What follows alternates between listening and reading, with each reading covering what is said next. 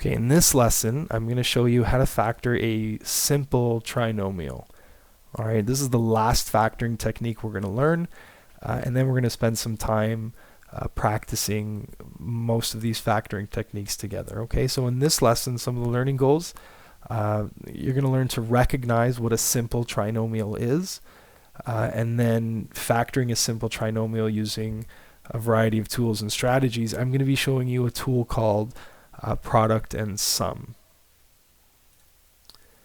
Okay, so simple trinomials, first of all, a simple trinomial is of the form x squared plus bx plus c. So notice there's three terms here. B and c could be any number we want. I shouldn't say any number we want. B and c should be integer values, okay, integers. And the coefficient of x squared is 1. So you have an x squared term, you have an x term, and then you have a constant term, so a term that doesn't have x. And again, these b and c values could be positive or negative whole numbers. All right, now, to understand how we factor a simple trinomial, what I want to show you is two binomials multiplied together. This time we'll say x plus m and x plus n. So when I say m and n for a second, it's x plus or minus some number, x plus or minus some other number. We don't know what those numbers are, so we're just going to refer to them as m and n. All right, now if I take this and I expand it, so if I use FOIL here, so remember first, outside, inside, last, we multiply the first terms together. X times x is x squared. Multiply the outside terms together. X multiplied by n is going to be nx. The inside terms, m multiplied by x would be mx. And then L, the last terms, m multiplied by n would be mn. Now when you do this, you end up with 4 terms, right? But if you remember, when we use FOIL, by multiplying two binomials of this form, we usually get two terms in the middle that are like terms. So this term n has an x, and this term m has an x. So these two terms can be combined. So if I were to combine them, it would look like this. Actually, when I say combine them, what I want to do is remove a common factor there. So this term has an x, and this term also has an x. So if I common factor that x out of only the first two terms, we'll have x, and then n plus m, and then mn.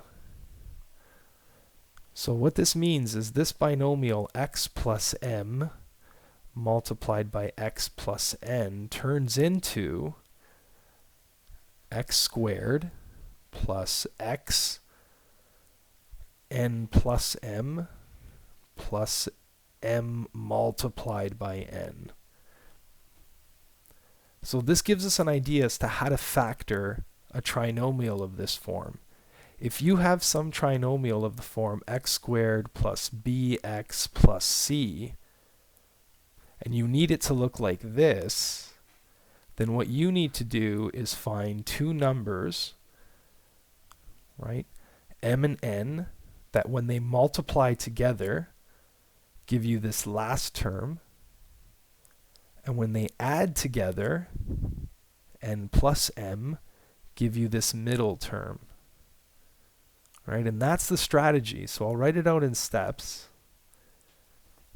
So to factor a simple trinomial, here's the steps that you should take. Look for a common factor first. That's true of any type of factoring technique.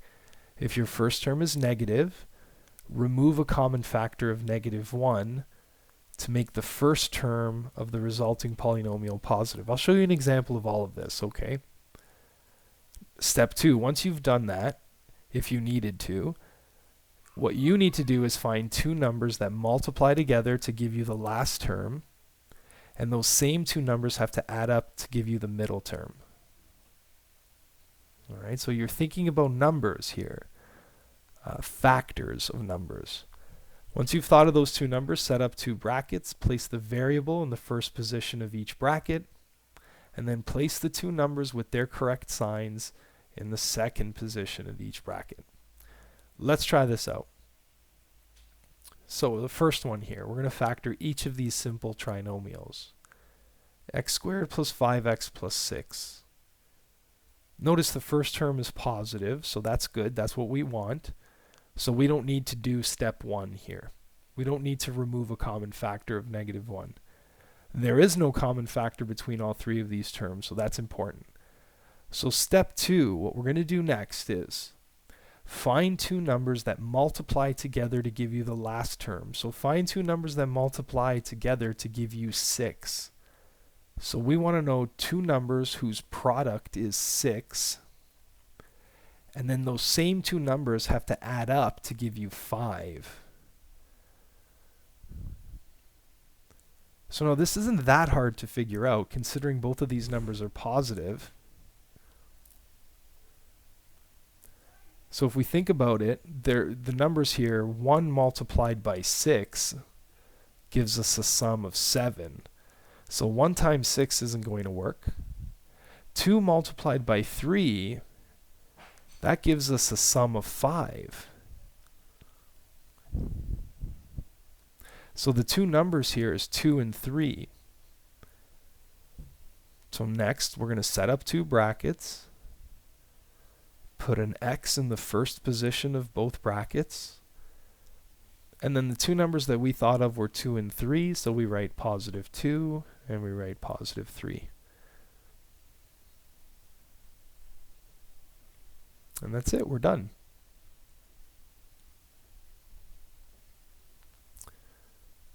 So for b next, x squared minus 3x minus 18. Okay, so this time we're trying to think of two numbers that multiply together to give you -18. So this time we have some negatives. So two numbers that multiply together to give you -18. And those same two numbers have to add up to give you -3. So now we have to start thinking of pairs of numbers. Well, when we're doing this, think of the factors of 18. Always start at your last term. What are numbers that multiply together give you 18? Well, 1 times 18, right? 2 times 9 gives you 18. And 3 times 6 gives you 18.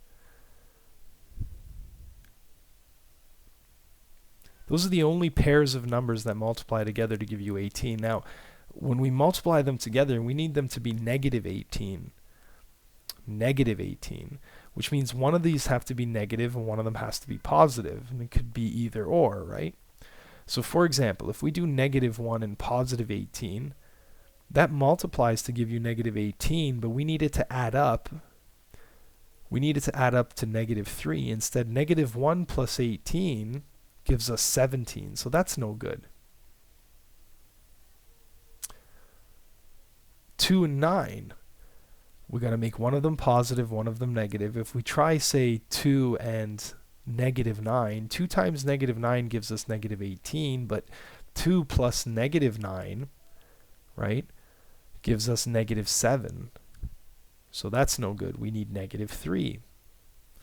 Well, this one here, how about 3 and 6? If we do -3 and +6, -3 multiplied by 6 gives us -18. But -3 plus 6, that gives us +3. We want -3. Well, what if we try the reverse here? 3 and -6. 3 times -6 gives us -18. 3 plus -6 gives us -3. So this is the winning pair.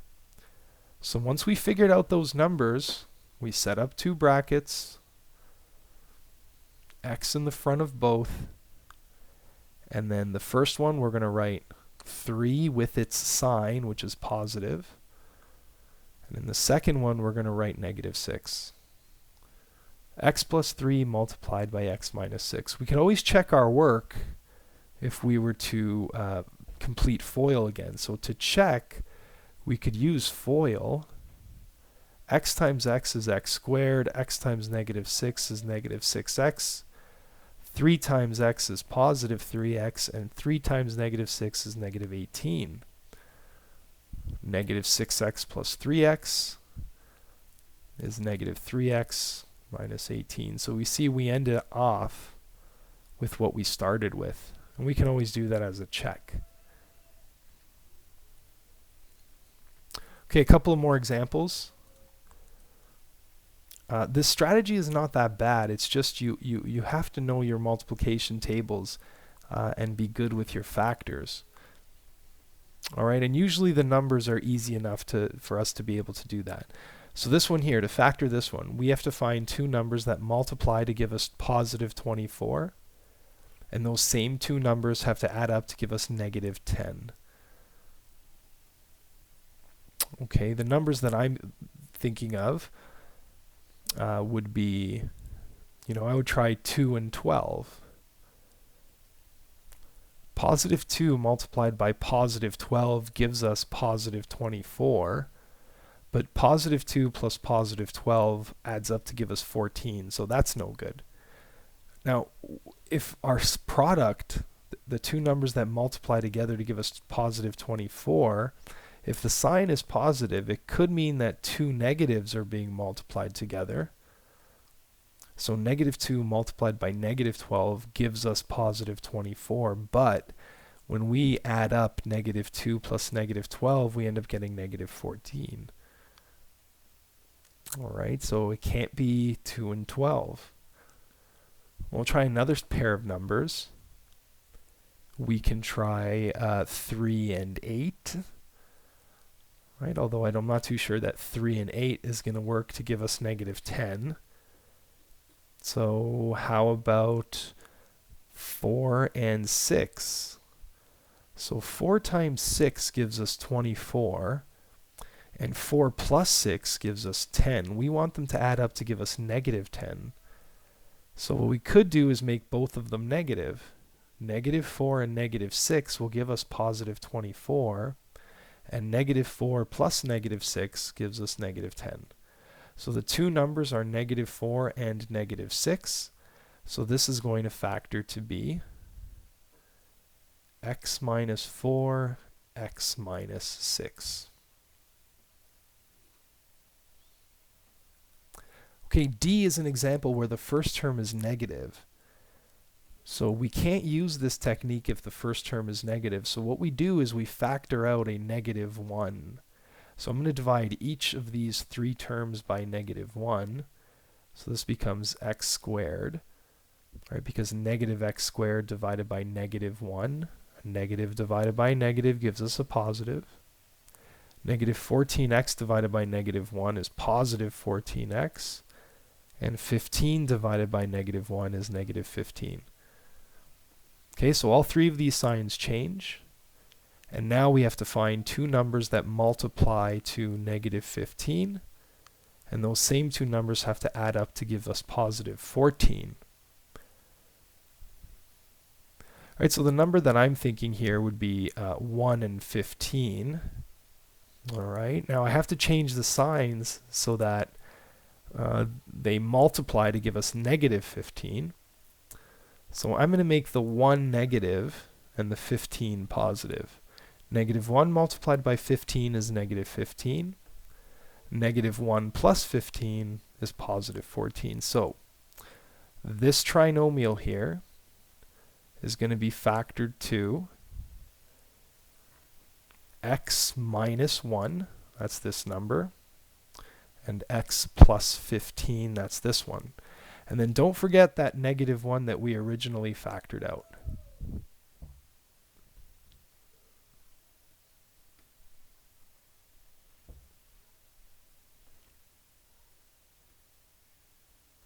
Okay, just to fix that up.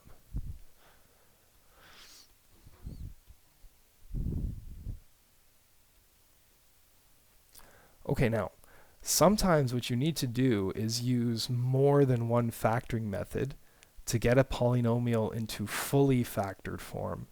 Now, in this course, what this usually involves is common factoring first, and then using difference of squares second or simple trinomials second. Sometimes you have to use one method twice. All right, and so I'll show you some examples here. In example 3a, this one here is x to the exponent 4 minus 16. Remember that we always want to check to see if there is a common factor first.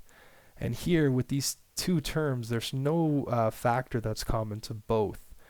But it is a binomial, and the two terms are being subtracted, and both terms are perfect squares. So we could factor this using difference of squares.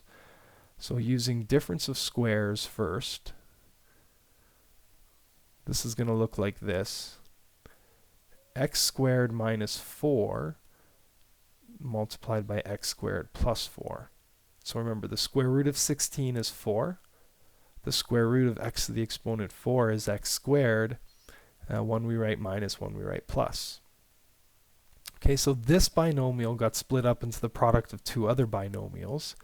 But now if we look at these binomials separately, x squared minus 4, this is subtraction, a square term and another square term. So we could factor this one using difference of squares again. So x squared minus 4 is going to turn into x minus 2 and x plus 2. And then this here, x squared plus 4, it is a binomial with two squared terms, but we're not subtracting, so I cannot factor this one. So this one I'll just rewrite. Okay, and then we can see that x to the 4 minus 16 factors totally and fully to x minus 2 times x plus 2 times x squared plus 4. Okay, and so this is an example of using difference of squares twice. Okay, this one, however, B, here we have a trinomial, negative 3x squared plus 6x plus 144, but that sum and product technique won't work here because this one has a coefficient of negative 3. The sum and product method only works when the number in front of x squared is positive 1. So to factor this, what we should do is look for a common factor. Is there some number that we can divide 3, 6, and 144 by? Well, that number is going to be 3. Because the first term is negative, we're going to factor out a negative 3. So the first factoring method here we're going to use is common factoring. And the first common factor that I'm taking out is negative 3. So negative 3 comes out, set up a bracket, and then we're going to divide each of these terms by negative 3. So negative 3x squared divided by negative 3 is just x squared. 6x divided by negative 3 is negative 2x. And positive 144 divided by negative 3 is going to be negative 48.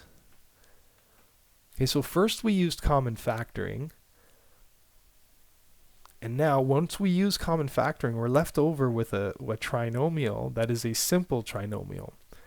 So now we can factor this using sum and product factoring.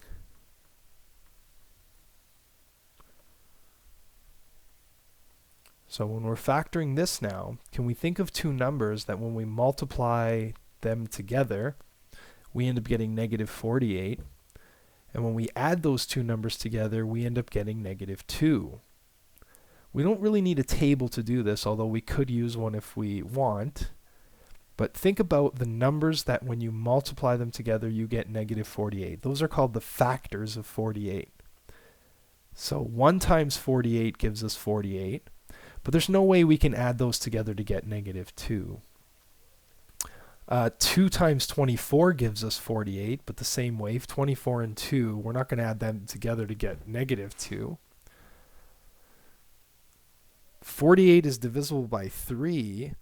3 times 16 gives us 48, but we're not going to be able to add those numbers together to give us 2.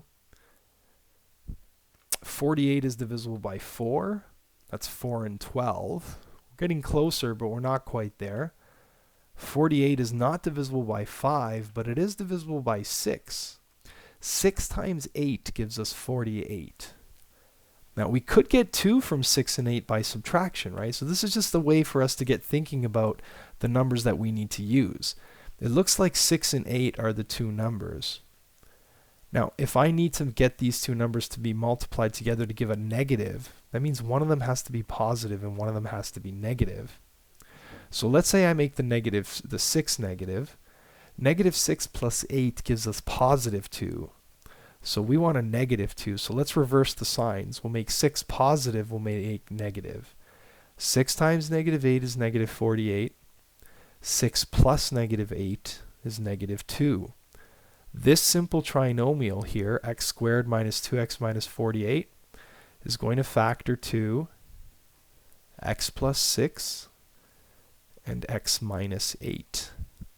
And then don't forget that negative 3 that we factored out.